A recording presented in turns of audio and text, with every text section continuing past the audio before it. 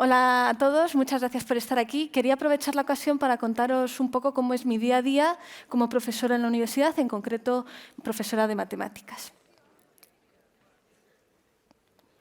Antes de empezar, os cuento un poco cómo he llegado hasta aquí. Hace unos años estudié el grado en Matemáticas y Estadística por la Universidad Complutense de Madrid. Cuando lo terminé me especialicé un poco haciendo un máster para después hacer un doctorado también en la Universidad Complutense y desde 2022 ya trabajo como profesora ayudante doctora en la Universidad Rey Juan Carlos, en los campus de Móstoles y Fuenlabrada. Bueno, os quiero contar un poco cómo es mi día a día, entonces, cuáles son mis tareas como profesora. Ya lo he contado antes un poco Alejandra, pero lo voy a explicar un poquito más yo. Pues lo primero que todos nos imaginamos como profesora, la docencia. Y en particular, yo que soy de matemáticas, tengo la suerte de que no me falta trabajo. Damos clase pues, en las propias carreras de matemáticas, en todas las ingenierías, biología, física, química, medicina. Aquí he puesto unas cuantas que se me han ocurrido, pero en muchísimas carreras damos matemáticas en mayor o menor medida. ¿Cuánto tiempo de mi trabajo creéis que dedico a la docencia? Y con dedicar a la docencia no me refiero solo a dar clases, me refiero a preparar las clases, a poner los exámenes, corregirlos, tutorías. Bueno, aquí doy tres opciones, menos de un 30%, entre un 30 y un 70% o más de un 70%. Ya os digo que entre un 30 y 70% aproximadamente. Evidentemente depende de cada curso, las asignaturas que tenga que dar, etcétera, pero lo que quiero expresar es que si bien dedico bastante tiempo a la docencia, para nada es el total de mi tiempo y muchas veces ni siquiera la mayoría. Entonces, si no solo doy clase y soy profesora en la universidad, ¿qué más cosas hago? Bueno, ya nos ha hecho Alejandra un poco spoiler antes. ¿Qué otra cosa hago? Investigar. La investigación, que es un elemento súper clave si queréis trabajar en la universidad. En concreto, soy de matemáticas y en concreto soy del área de estadística. Y en particular aplico la estadística a la ingeniería. Entonces, ¿qué necesito para mi investigación? Pues mucho de matemáticas, un poquito de ingeniería y un poquito también de programación, que hoy en día tenéis que saber todos. Por contaros un poco más de mi investigación, os digo que investigo en estos dispositivos. ¿Y qué tienen en común estos dispositivos? Un test de antígenos, como el que usábamos en el COVID, ¿no? Un paracaídas, un airbag, las cápsulas de café, un cohete. Bueno, en principio pueden parecer dispositivos un poco distintos, que no tienen mucho que ver, pero todos tienen en común que son dispositivos de un solo uso. Eso quiere decir que una vez que los usas, no los puedes usar nunca más, solo funcionan una vez. Y esa característica en común hace que a nivel matemático los podamos modelar de la misma manera.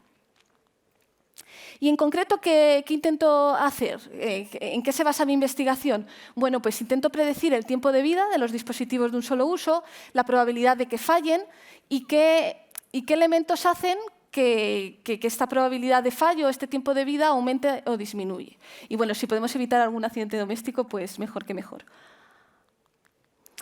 Os voy a contar un poquito en qué consiste esto de la investigación. Bueno, la investigación tiene diferentes fases. La primera, es clara, es plantearse un problema. Yo, por ejemplo, me planteé, ¿cómo puedo modelizar los tiempos de vida de los dispositivos de un solo uso?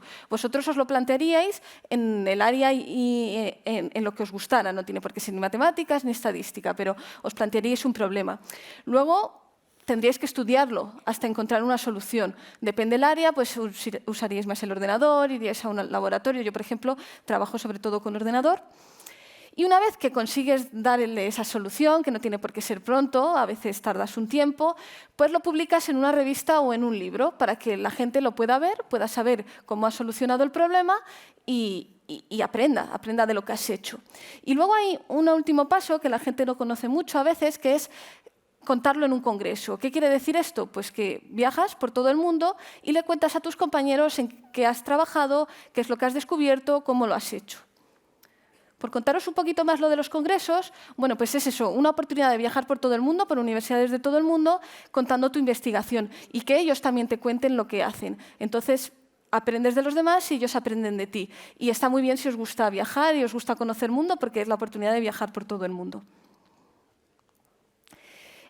Si os interesa ser profesores de universidad en un futuro, todavía quizás os parece muy temprano, pero quizás os llama la idea, esta mezcla entre docencia e investigación, ¿qué hay que hacer? Bueno, pues a nivel académico, Lo primero de todo tendréis que estudiar un grado y quizás un máster, depende si estudiáis un grado o un doble grado.